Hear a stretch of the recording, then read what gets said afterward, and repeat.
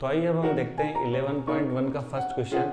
Find area of A sector of a circle. एक sector का आपको क्या निकालना है, एरिया निकालना है, जबकि आपको रेडियस दे रखी है 6 सेंटीमीटर और एंगल जो सबटेंड किया हुआ है वो है 60 डिग्री। तो इसका थोड़ा सा हम क्या करेंगे, फिगर बनाएंगे ताकि हमें चीज़ें क्लियर हो सकें। ये हमारे पास एक सर्कल है इस तरीके से, इसका जो हमें रेडियस दे रखा है वो 6 सेंटीमीटर है, ये भी 6 सेंटीमीटर है। ठीक है, यहाँ पर जो एंगल सबटेंड है ये होता है थीटा, और थीटा की वैल्यू भी हमें गिवन है। जब हमें थीटा दिया है और हमें रेडियस दिया है तो हमें फॉर्मूला लगाना है सिर्फ। तो सबसे पहले हम इस तरह के क्वेश्चन में क्या लिख लेंगे, व्हाट इज गिवन।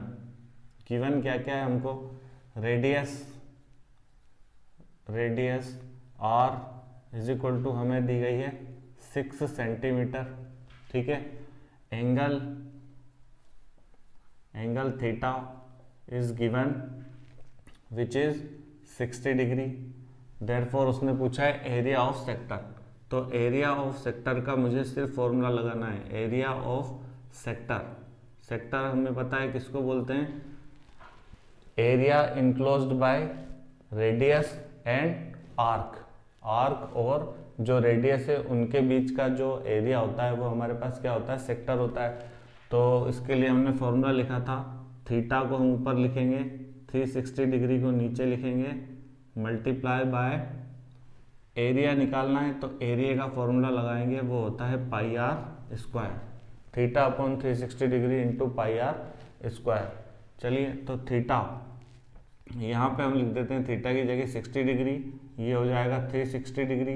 ठीक है, मल्टीप्लाई बाय 22/7 इंटू आर की वैल्यू हमें क्या दे रखी है, आर की वैल्यू हमें दे रखी है 6 सेंटीमीटर। तो हम लिख लेते हैं यहाँ पे 6 इंटू 6, क्योंकि आर स्क्वायर है तो 6 इंटू 6। चलो यहाँ पे कैंसिल करते हैं, 0 से 0, 6 6 जा कितना हो जाएगा 36, इस एक 6 से 6 1 जा 6 और 6 1 जा 6। अब आप चाहो तो 22 और 6 को मल्टीप्लाई करो, 6 2 जा 12 का 2 कैरी 1, 6 2 जा 12 और 1 13 डिवाइड बाय 7, 132 अपॉन 7 सेंटीमीटर। इसको अगर हम पॉइंट में कन्वर्ट करना चाहें तो ये हो जाएगा 7 1 जा 7, कितना बचेगा 6। अगर आप चाहें तो यहाँ कर सकते हैं 132, इसको हम 7 से कर रहे हैं, 7 1 जा 7, कितना बचेगा आपके पास 6, यहाँ 2 उतारा आपने, 7 9 जा 63 हो जाएगा, तो हम 7 8 जा ले लेंगे। ठीक है, 7 8 जा 56, यहाँ से कितना बच रहा है हमारे पास 6, यहाँ चाहो तो आप पॉइंट लगाओ, ये वापस से क्या हो जाएगा 0, 7 8 जा फिर 56, तो 7 8 जा हमारे पास कितना हो जाएगा 56, तो 18.8 समथिंग आंसर आ रहा है, वो हो जाएगा हमारा 18.8 सेंटीमीटर। तो इस तरीके से आप इजीली क्वेश्चन को हल कर सकते हैं अगर आपको फॉर्मूला पता है तो। ठीक है, चलो अब हम सॉल्व कर रहे हैं question number 2। Find area of A quadrant if circumference of circle is 22 centimetre. तो इस तरह का क्वेश्चन जब भी हम सॉल्व करेंगे तो हम क्या करेंगे, एक सर्कल बनाया और यहाँ पर ये हमने लिया एक सेंटर O, यहाँ से ये जो है ये हमारे पास इस तरह से रेडियस होती है, ये भी आर और ये भी आर, इस तरीके से।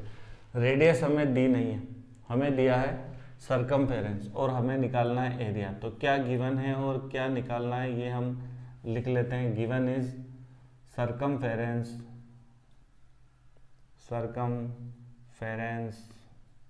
ऑफ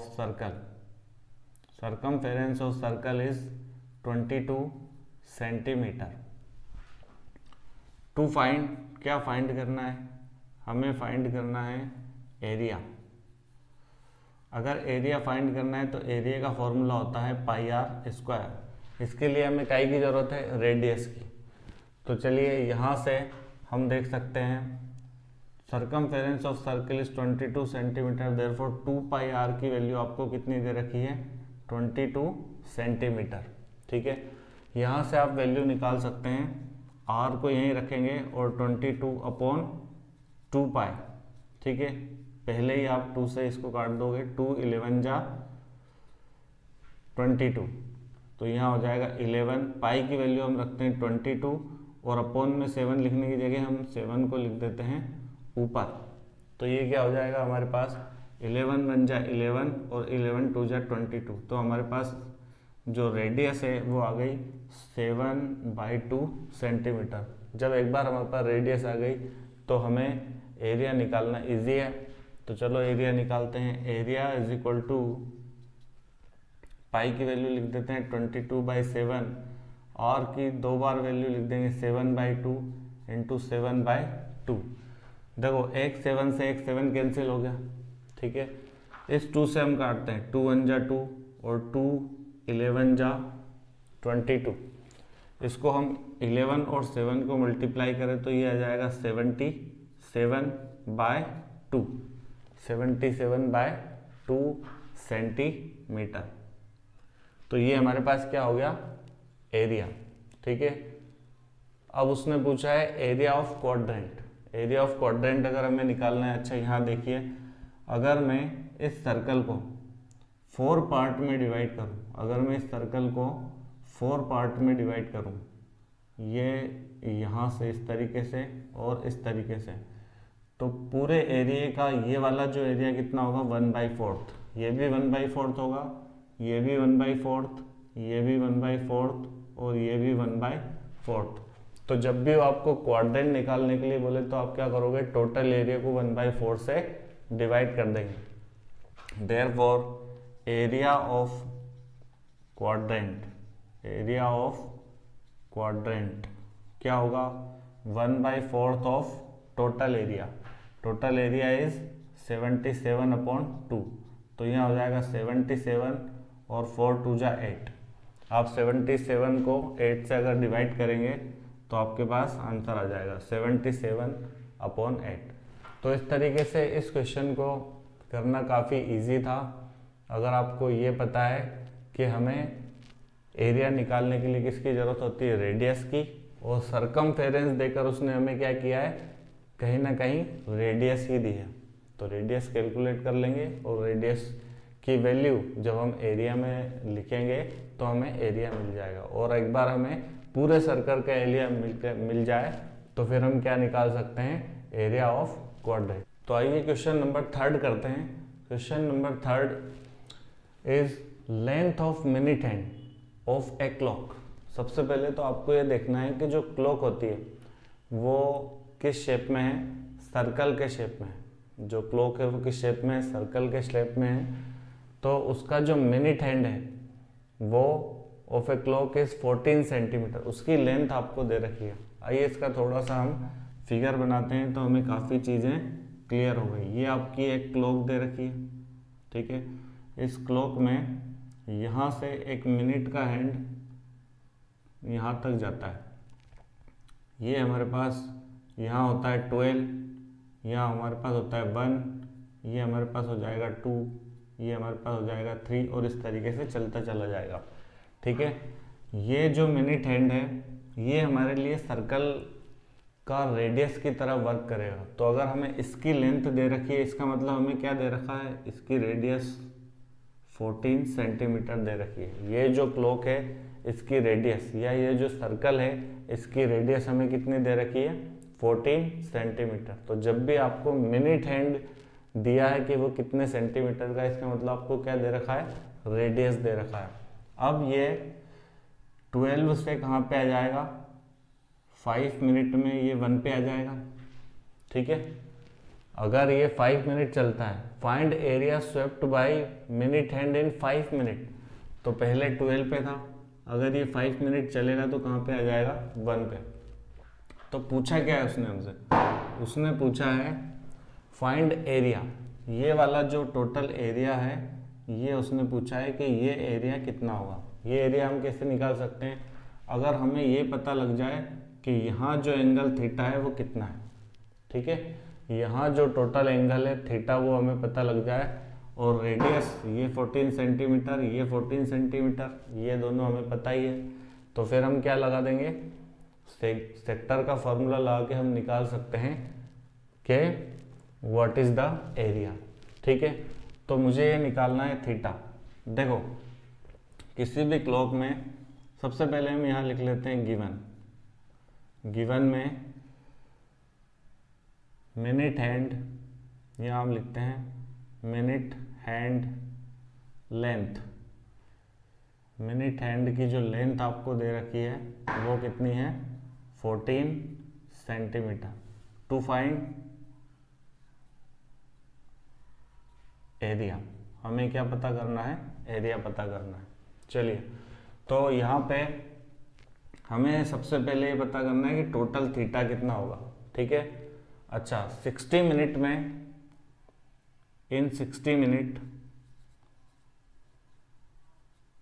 टोटल एंगल कितना होगा, टोटल एंगल कितना चलेगा, वो होगा 360 डिग्री।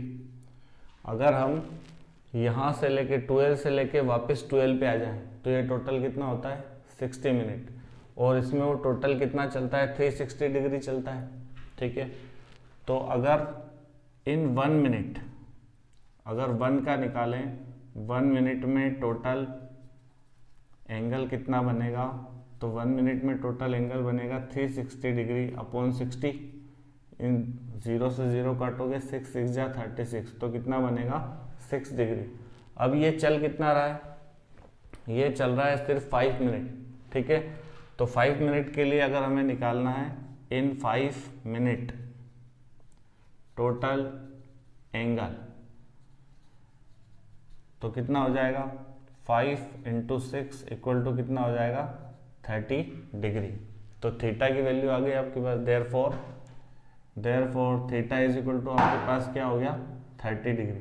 अब थीटा 30 डिग्री है, रेडियस आपको गिवन है 14 सेंटीमीटर।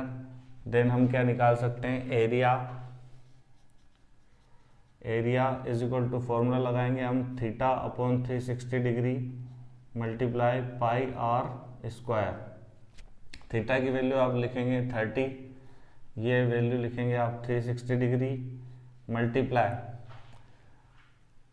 पाई की वैल्यू हम लिख देंगे 22/7, और यहाँ रेडियस हमारे पास हो जाएगी 14 × 14।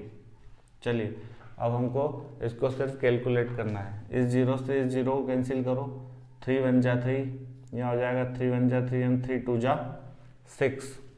ठीक है, इसके बाद इसको आप चाहो तो काट सकते हो 2 से, 2 6 जा 12 और 2 11 जा 22।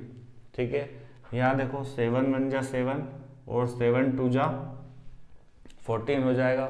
इस 2 से और 6 को भी काट सकते हो, 2 1 जा 2 और 2 3 जा 6।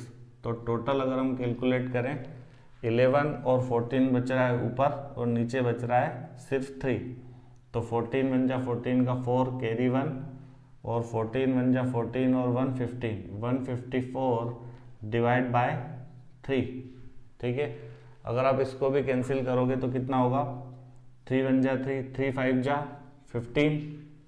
ठीक है, फिर अगर हम लें 3 1 जा 3, ठीक है, फिर बच रहा है कितना 1, तो पॉइंट में 3 3 आ जाएगा, तो ये हो जाएगा 51.33 सेंटीमीटर स्क्वायर। ठीक है, तो जो टोटल एरिया होगा वो कितना हो जाएगा, total area is equal to 51.33 centimetre square. ठीक है, तो इस तरीके से आप इस क्वेश्चन को सॉल्व कर सकते हैं। तो आइए इस क्वेश्चन को हम एक बार और समझ लेते हैं। क्वेश्चन था length of minute hand of a clock is 14 centimetre. ये जो लेंथ आपको दे रखी है वो 14 सेंटीमीटर दे रखी है। ये लेंथ इसलिए दे रखी है ताकि आप इसको रेडियस की तरह यूज़ कर सकें। तो मिनट हैंड जो है वो रेडियस की तरह यूज़ होगा, तो टोटल रेडियस कितनी हो जाएगी इस पूरे सर्कल की, वो हो जाएगी 14 centimetre. Find area swept by minute hand. Area swept, अब ये जो एरिया है ये पूछा है, ये काय का एरिया, ये है सेक्टर का एरिया। ठीक है, तो हमें क्या चाहिए, सेक्टर का एरिया निकालने के लिए एक और हमें चीज चाहिए थीटा। रेडियस तो हमारे पास है, हमें चाहिए थीटा। तो ये हो जाएगा थीटा और ये 14 सेंटीमीटर और ये 14 सेंटीमीटर। अब ये हम कहाँ से निकालेंगे थीटा? तो यहाँ देखिए उसने दे रखा है minimum minute hand in 5 minute में कितना एरिया सबटेंड करता है। तो यहाँ देखो 60 मिनट में जो टोटल एंगल चलता है यहाँ से लेके जब वो यहाँ आ जाता है तो 360 डिग्री चल लेता है। इसका मतलब 60 मिनट में टोटल एंगल 360। तो 1 मिनट में कितना चलेगा? 60 से आप डिवाइड कर देंगे तो टोटल आएगा आपके पास 6। तो 5 मिनट में कितना चलता है? 5 मिनट में चलेगा टोटल 5 × 6 30 डिग्री। 30 डिग्री, डिग्री हमारे पास आ गई थीटा, तो हमने लिखा 30/360, पाई की वैल्यू 22/7, आर की वैल्यू 14 × 14। बाकी सब कैलकुलेशन है वो आप इजीली समझ सकते हैं। तो इस तरीके से हम सेक्टर के बाद जो हमारा नेक्स्ट टॉपिक है वो है सेगमेंट। सेगमेंट हम लोग समझने वाले हैं, और सेगमेंट एक बार आपका क्लियर हो जाए तो फिर आपका 11.1 के सभी क्वेश्चन आप लोग अटेम्प्ट कर सकते हैं। तो नेक्स्ट वीडियो में हम लोग समझेंगे व्हाट इज सेगमेंट, और उसके बाद हम जो उससे रिलेटेड क्वेश्चन हैं वो करेंगे। तब तक आप जो क्वेश्चन सेक्टर और बाकी एरिया और सर्कमफेरेंस से रिलेटेड हैं वो कुछ क्वेश्चन आप अटेम्प्ट करने की कोशिश कीजिए अपनी एक्सरसाइज 11.1 में से, और चैनल को देखते रहिए। और अगर आप लोगों ने अभी तक सब्सक्राइब नहीं किया है, सब्सक्राइब ज़रूर करें, क्योंकि नए वीडियोस आप तक तभी पहुंचेंगे जब आप चैनल को सब्सक्राइब करते हैं, और उसके बाद लाइक करना बिल्कुल ना भूलें। Thank you for watching the video.